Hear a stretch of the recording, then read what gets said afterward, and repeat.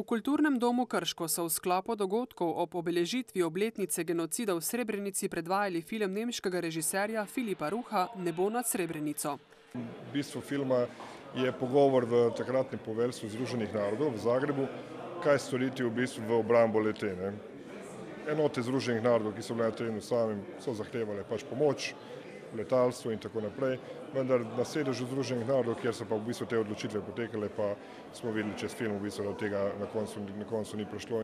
11. julija 1995 se je v Srebrenici zgodil eden večjih pobojev po drugi svetovni vojni.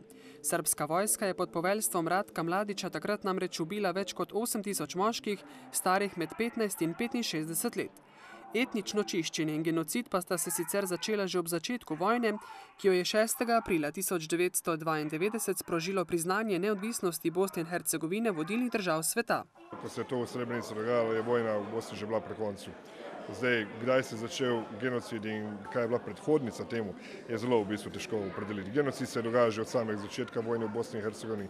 Srebrenica je le en od točk, en od mest, kjer se je genocid v Bosni zgodil. Mi lahko tu omenimo Prijedor, Fočo, Banja Luko, Višegrad, kjer se je prav tako zgodil genocid in to že od začetka 92. kjer je tisoče ljudi bilo pregnanih svojih domov, ravno samo zaradi tega, ker v bistvu niso bili prave nacije ali prave vere.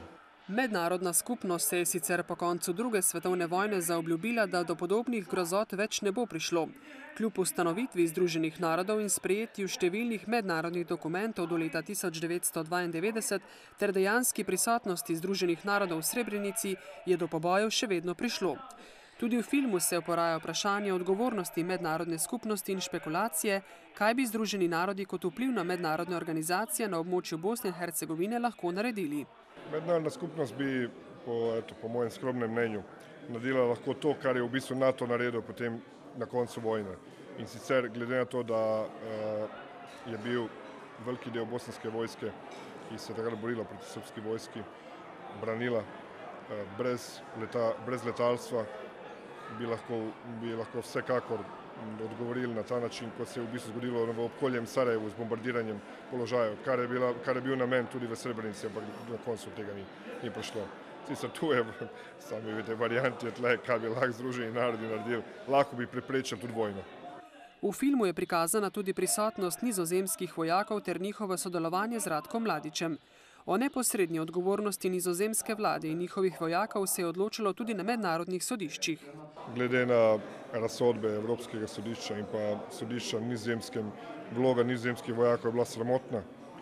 Njihova vloga je bila zaščititi nacionalno Združenih narodov, naj pa je svobodno predati nedolžne civile vojakom, ki so izvršili to, kar so izvršili.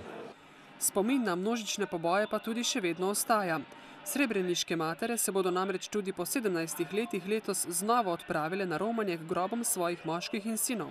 Vsakega 11. julija se dobijo v Tuzli in imajo te svoje poštare, na katerim je izvezena ime in priimek tistega, kar je ubit ali pa ki ga še niso najdli.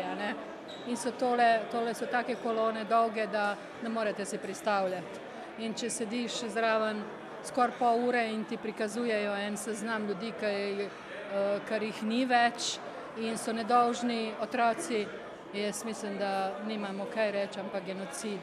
Islamska skupnost v Republiki Sloveniji in žensko združenje Zemzem do 11. julija nadaljuje obeleževanje dogodkov v Srebrenici. Sklepni dogodek bo na Prešernovem trgu v Ljubljani, kjer bodo žrtve srebreniškega genocida počastili tudi z minuto molka.